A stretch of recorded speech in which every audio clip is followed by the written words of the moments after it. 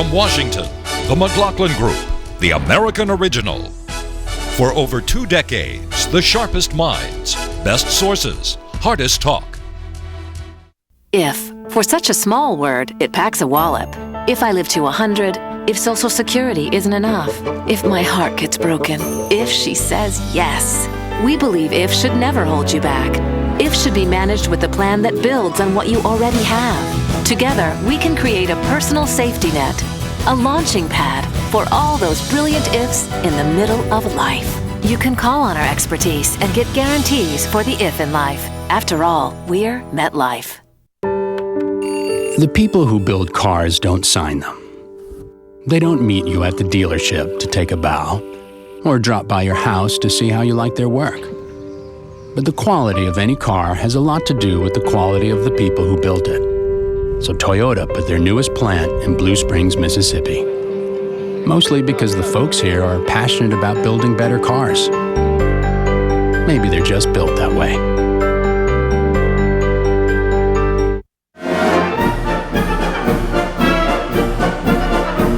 It's the 30th Annual McLaughlin Group Year-End Awards 2011 Part 1. Here's the Master of Ceremonies, John McLaughlin. Biggest winner of 2011, Pat. Muhammad, year of the Prophet John, Islam has emerged as the most powerful force in the world today. Well, I'll give a positive nod to the Arab youth protesters, but I'll give the award to the Occupy Wall Street crowd, which has really changed the political agenda and put the concerns of the 99% on the national scene. Rich. I give it to the Navy SEALs who dispatched Osama bin Laden with a lethal efficiency and did us all proud. Clarence. I will give it to Newt Gingrich, John, if that surprises you, because I think he went from loser to winner the most effectively this year. I'm not going to say what's going to happen next year. Rich, the envelope, please. Thank you very much. What am I doing, Pat? Let's hear it from Karnak the Magnificent, Jay Carson reincarnated. Johnny Carson. Remember him? Mm-hmm. Here's Karnak. The biggest winner of 2011, as Pat pointed out, the Arab Street. Long dismissed as an impotent, if not mythical, political force. 2011 was the year when the Arab Street rose en masse from Tunisia to Egypt, from Yemen to Libya. The Arab Street brought to life the Arab Spring. So, the Arab Street, the biggest winner of 2011. Okay, biggest loser, Pat. Penn State and Joe Paterno, sadly. Hello. Republican brand, president is vulnerable, they can't get their act together. Rich. John Corzine has become a symbol of everything that's wrong with the political and the financial elite. Why? Well, it's one thing to lose $1.2 billion in the markets. It's another thing to lose it in the sense that you don't know where it went. How can you possibly trace that volume of money? How can you possibly lose that volume of money? Wouldn't you love to Clarence. be able Yeah, to? it's fair change. Yeah, right. Cozine's a nice guy, though. You know what all? Well, he's trashed New Jersey and then trashed his firm. So many losers this year, John. I gave a tie to Anthony Weiner and the News of the World newspaper. The biggest loser of 2011, the early Obama economic team. Geithner, Goolsbee, Bernstein, Roma, Summers, they will all be associated with a plan that led to 9% unemployment, to anemic economic growth, and to a $4.4 trillion added to the national debt. The biggest losers of 2011. The best politician, Pat. I'm going to give it to Chris Christie, John. He stayed out of the presidential race wisely. He's a Republican who cut the budget, at the same time retained his popularity. I think he did the right thing all year. Hello. Best politician, Hillary Clinton, who's no longer seen as a politician, has won the hearts of everybody around the world, and even in this country, conservative men like Hillary Clinton. Do you think she's presidential material? She's presidential material. Whether she'll run, I don't know. Rich. Hands down, Paul Ryan. He swung his caucus around a brave and bold budget, changed the national conversation, and unlike many of his critics, he's civil, responsible, and honest. Clarence. Another surprise, John, Congressman Allen West, who came in as a Tea Party favorite and has proved to be over time an independent thinker, believe it or not, who outraged other Tea Partiers by supporting raising the debt ceiling and other independent thoughts. I think he's a rising talent. What does he do for a living? He's a congressman. Well, he's a former Army colonel, an Iraq War veteran, and he is from Florida. Republican from Florida, and caused quite a ruckus against the Democratic Party, Chairman. Best politician of 2011, as noted here, New Jersey Republican Governor Chris Christie. Republican backers urged him to make a run for the presidency. Christie said, "No, I am duty-bound to New Jerseyans who elected me governor. It's hard for a politician, as you know, Pat, to put ego aside." Best politicians. After all, you were, in a sense, a politician. Right. You ran for the presidency, 2 or 3 times? Very successfully. Yeah, you brought, what was the name of that party you headed up? It was the Reform Party. We can't find it, John. Well, that's in tatters. Corzine's 1.2 Destroyed billion. a party. In the canal. Next category, worst politician. I think Dominic Strauss-Kahn, the future president of France, what were you thinking of? You're not staying with the news. He was set up, Pat. I don't care whether he was or not. He ain't going to be president of France. No, he was framed. Is this a scoop, John? There was enough guilt there that it was easy to frame, I'm afraid. I give a joint award to the Republican governors of Wisconsin, Scott Walker, Ohio, John Kasich, Rick Scott, Florida. They all blew enormous leads by overreaching and pushing a far-right agenda. Rich. The worst politician was Hosni Mubarak, whose corruption and tone-deaf misrule, John, created the predicate for that revolution and overturning the entire order of the Middle East. Well, we knew that. We became aware of that when we saw where he put the billions of dollars, and that had accumulated. But up until then, if he had invested them with Corzine, Egypt would have been even worse off. Are you taking me seriously on my defense of Hosni? Not a defense. Defense on what basis? But well, I mean, he had a lot of money and he was salting it away, and I don't like that about him. But he was our ally, wasn't he? He was, but he lost his people. Oh, that's a bad politician. Worst politician, John? Silvio Berlusconi. I mean, how can you beat the guy? He bought his way into the office, didn't know when it was time to leave. But we're going to miss him because he's so much fun to comment about and to say his name. Worst politician of 2011. Barack Obama. He wants to create jobs and put forward a jobs bill priced at $450 billion, Pat. Many Democrats in the House and the Senate face tough races in 2012. They won't vote for the $450 billion bill. Many won't even be seen with him. If a president cannot inspire support and cannot instill fear, that makes him the worst politician.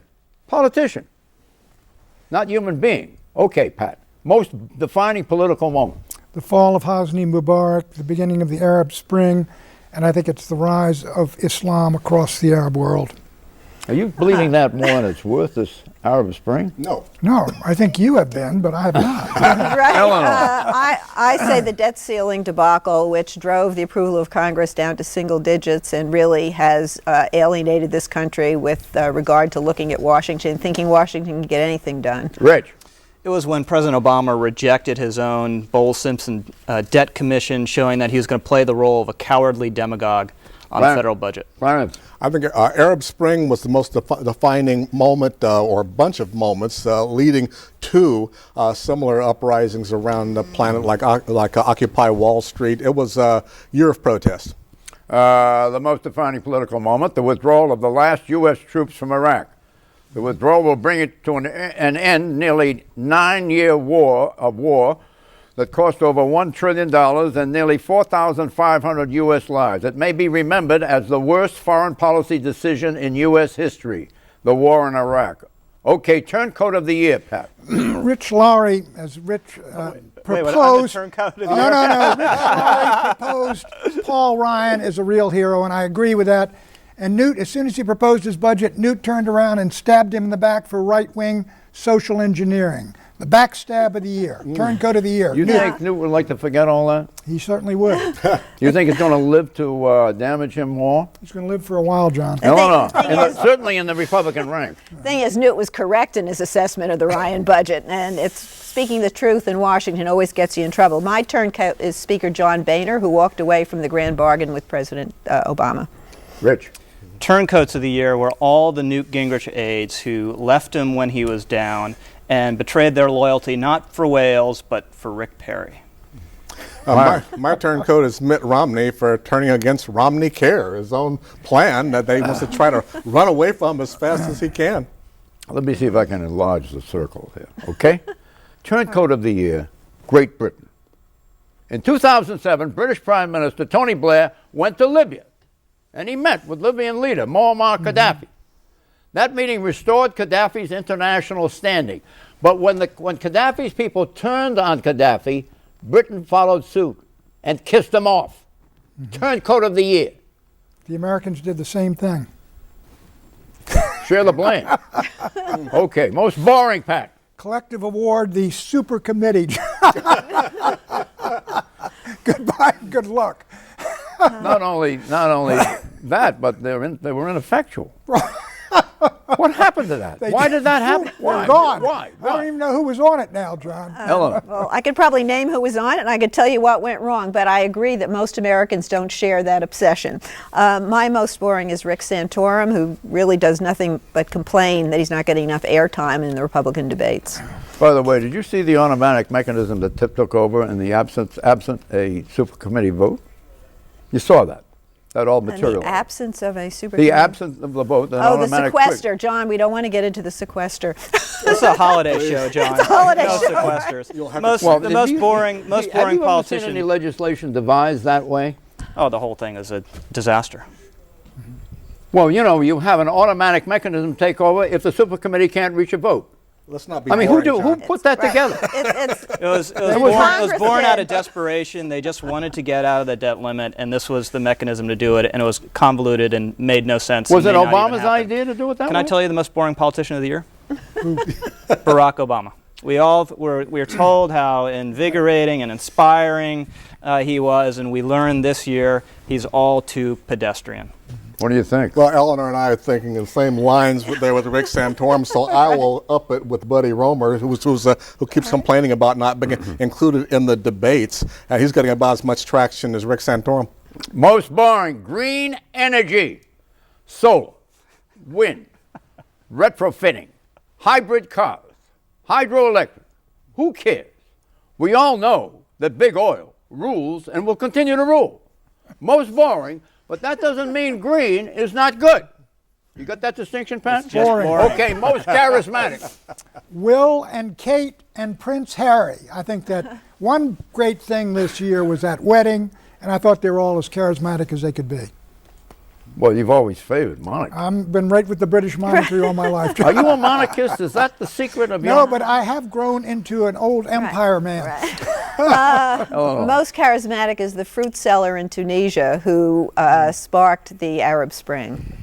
I mean, He consumed himself in he flame. immolated himself, right? But what he did and his protest inspired a remaking of the Middle East. We don't know the outcome yet, but I think a small d democratic uprising is to be applauded. Rich. Chris Christie, every town hall meeting is a YouTube sensation waiting to happen. He's the most brash, effective, and fat politician in America, which is refreshing. And brash. Clarence. John, hold on to your hat. I think it's Herman Cain was the most charismatic politician of the year, and his problem was he was too charismatic in the wrong kind of ways in some ways, but nevertheless... What does that mean? Well, nevertheless, judge for yourself, John. But, I mean, here's a guy, he became front runner and was really riding high without a campaign staff, with a campaign at all. I'm surprised this eluded the others on the set. The most charismatic, of course, is George Clooney. Mr. Clooney has also used his likability to bring awareness to the humanitarian crisis in Sudan and Clooney's charms with women. I think that speaks for themselves. They also continue to make him an inspiration to males everywhere. Wouldn't you say, Pat? Okay, bummest rap, Pat. The rich are not paying their fair share of taxes. Quack, quack, Eleanor. Eleanor. Bummest rap. President Obama hates business, and everything else said about President Obama on this show. Rich. Obama's rap was that the Bush-Cheney terror policies were scandalous and criminal when they become the basis of Obama's policy. Clarence. The bummest rap is the, quote, the first round of stimulus created 0 jobs. You heard it before, you'll hear it again, and PolitiFact to the Congressional Budget Office says no, 1 to 3 million. Bummest rap. Women are the weaker sex. Women may still make less than men for the same work, but that pay gap is now at a record low today. And today, women make up a majority of U.S. college graduates, and over the past 30 years, women have started twice as many businesses. I am women. They ought to be singing that. Hear me roar. Okay, best comeback, Pat. I've got to give it to Newt. After the Tiffany's and the Greek Islands and the loss of his New Hampshire staff, he comes back to be the front runner. Hello. Gabby Giffords, who came back to Congress to cast the vote on the debt ceiling debate after her tragic shooting in January. Great. Terrific grit. I say the best comebacks are all the late game dramatics forged by Tim Tebow, the single most exciting figure in American sports right now. Clarence. Amazing. Eleanor and I thinking alike again. Gabby Giffords, most definitely. Best comeback, American fiscal responsibility. Americans this year paid down their credit card and mortgage debt. Very fiscally responsible. Then that energized American consumers to go out and shop this holiday season. A record Black Friday. Best comeback. Okay, most stagnant thinker, Pat. Barack Obama, John, it's the soak the rich stuff, the same old stuff. The old Obama of 2008 is gone. Oh, don't take it so personally, Pat. Stagnant thinker Grover Norquist crafted his no new taxes in the heyday of the 80s. It needs updating. Rich. Thomas Friedman, who harped so much on his envy for Chinese-style centralized planning that it's lost its ability to shock. Clarence. Orly Tates and the rest of what's left of the birther movement, they're still hanging in out there. Most stagnant thinkers, the Israelis and the Palestinians, negotiating for Middle East peace. Another year of ups and downs, hits and misses, comings and goings, talks and near talks, highs and lows, and in the end, no solution to the 70-year-old conflict. Most stagnant thinkers. Okay. Enough already award, Pat. Warren Buffett. My secretary pays a higher tax rate than I do. Cut it out, Warren. Pay the woman some more money. Hello. Go, Warren, go.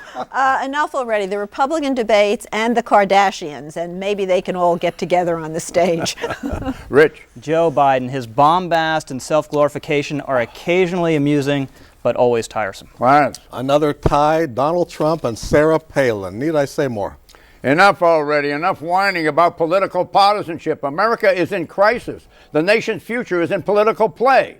Consensus is essential. We will not be able to chart a clear direction without it. It may take 1 or 2 more election cycles for that consensus to build. Until then, the times call for enriching exchanges of views, and that means argument, rational argument. This show enough of whining and over-argumentation. Okay, worst lie, Pat. Worst lie? I just don't know where that money went, said John Corzine. Hello. I'm just a historian, said Newt Gingrich. Rich. Worst lie, courtesy of Occupy Wall Street and then President Obama, the idea that some people are poor in this country because some people are rich. Clarence. I've never done anything improper with anyone in my life. Herman Cain. Even if it were true, it sounds like a lie. Worst lie, ex-Democratic Congressman Anthony Weiner. First, he attempted to blame his underwear photo on unnamed political enemies. Secondly, Weiner maintained his innocence on CNN, claiming that he did not send the picture to a female college student. Later, Weiner recanted and resigned from office in disgrace. Oddly, Weiner's political career is not over. What do you think of that, Pat? Capitalist of the Year. The Chinese, they're eating our lunch. Hello. Newt Gingrich, he ate our lunch. Rich. Peter Thiel, extremely successful investor out in Silicon Valley and an original thinker who is pointing out the ways in which a 4-year BA, that whole model doesn't make sense And a anymore. major contributor to National Review. Clarence. I wish. Pat's friend Warren Buffett, who not only is talking good common sense about inequality, but also is buying his hometown newspaper to keep it in business. I love the man. Capitalist of the Year, Arianna Huffington. Her eponymous online publication, the Huffington Post, was acquired by AOL, yielding Arianna a cool $350 million payday. Capitalist of the Year.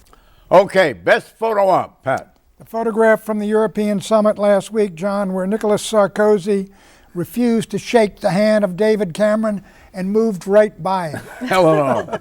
the photo taken in the Situation Room when President Obama and the National Security Team waited for 38 minutes to watch the mission to capture and kill Osama bin Laden unfold. Hillary Clinton is like this, and the President is staring. They all looked quite terrified because things could have gone awry. Rich. The royal wedding, clearly the most picturesque event of the year. Both Kate Middleton and her sister looked amazing. All right. To me, the best photo op was of Osama bin Laden sitting wrapped in a blanket, watching TV with a remote control in utter loneliness in the last days of his life. The best photo op, Vice President Joe Biden sound asleep while President Obama was unveiling his plan to cut the nation's $15 trillion debt. The best photo op. Honorable mention, Pat. I'm going to borrow from Rich. I take SEAL Team 6. I think they did a magnificent job. Great training for those guys. Risked their lives, went in and did the job they were trained to do for their country. And quite frankly, I'm going to give Barack Obama credit for an assist there, Eleanor. An honorable mention on the honorable mention. Just the holiday spirit. A mere assist as the Commander-in-Chief. Okay. I like Ms. Merkel, who is really carrying the problems of the Eurozone on her shoulders, and we are very much reliant on her. And then I would also like to mention the SEAL 6 team and all the soldiers who are serving all of us so admirably around the world. They get way too little credit. Rich. The Muslim Brotherhood and their ilk, who are the big, as Pat pointed out earlier, the big short-term winners from the Arab Spring. Clarence. The new class of political market capitalists, Herman Cain, Mike Huckabee, Sarah Palin, Donald Trump, and everybody else who uses politics as a springboard to business and profits rather than the other way around. Honorable mention, Jill Abramson, executive editor of the New York Times. This year, the Times hired its first woman to run the paper. On her watch, the Times now boasts more than 300,000 paying digital customers. Abramson may perfect the model that could save newspapers in the internet age. Pat, do you have any comments on the foregoing? I'm just stunned by your decision, John. Well, I must say this is the new feminist John. Some of your categories have left me with my mouth agape. So, well, you know, Jill, go girl.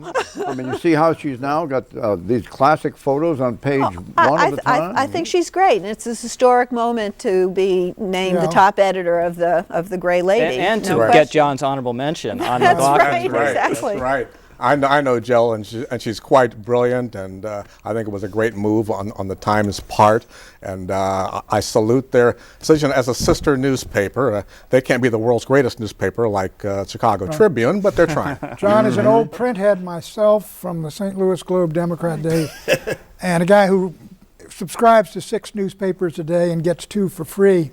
I do hope these print newspapers survive, because I'm not a guy that really loves going into the internet and reading that.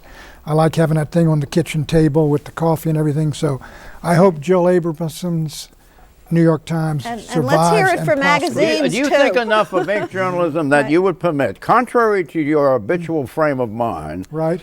government grants to keep newspapers in existence? Private enterprise should keep them alive so that we can attack them. And you have this Suppose private enterprise is not behind the newspapers sufficiently. And, John, Would you competition think of, here. could you think of a way of framing a government grant headed- that at the same time would you're not headed sacrifice down- the editorial independence of a newspaper? You're headed down the road to Solyndra, John. Don't go there. Don't go there. competition is so important. You have the Murdoch empire and the Wall Street Journal going head-to-head with the New York Times, and they're in a competition to figure out who can make this new business model work. It's a fantastic But thing. you've got to keep the media alive, because what else would Republican candidates do? Because they love to attack the media. Okay, here it is.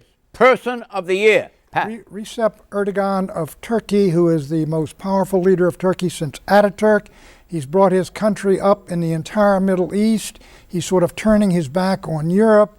People accuse him of neo-Ottomanism. But I think he's been the most effective leader of the year. The Turks have got a very fast economic growth. They've got a high inflation. But Turkey is a real force in the world, one of the real BRIC countries. Hello. I give it to Steve Jobs, who died earlier this year, but in his death, he will have continued influence over our society, more influence than any of the politicians alive today who we've discussed in this program. He was a truly original thinker and a person who has left us with a life that we could only have dreamed of. Rich. Angela Merkel, who is in the center of a vast historical mistake over in Europe, which is namely an attempt to create a undemocratic, basically, European superstate. Clarence. Well, Eleanor chose my first choice, Steve Jobs, and I agree he's had more of an impact on this year and future years than other big names. My second choice was Angela Merkel. Right. So Exactly. you I think alike to a certain degree. Going last. I can Hey, Clarence, go with Erdogan for your third Yeah. That's my third choice. We get one person of the year, Clarence. Go right ahead. Person of the year is Republican Congressman Paul Ryan, and that's echoing a thought here earlier. He critically examined the Internal Revenue Service's tax code and how it affects individuals and corporate America. Ryan offered a plan for how to revise the monstrous current U.S. tax code. Next week, join us for the McLaughlin Group 2011 Awards Part 2. Merry Christmas and bye-bye.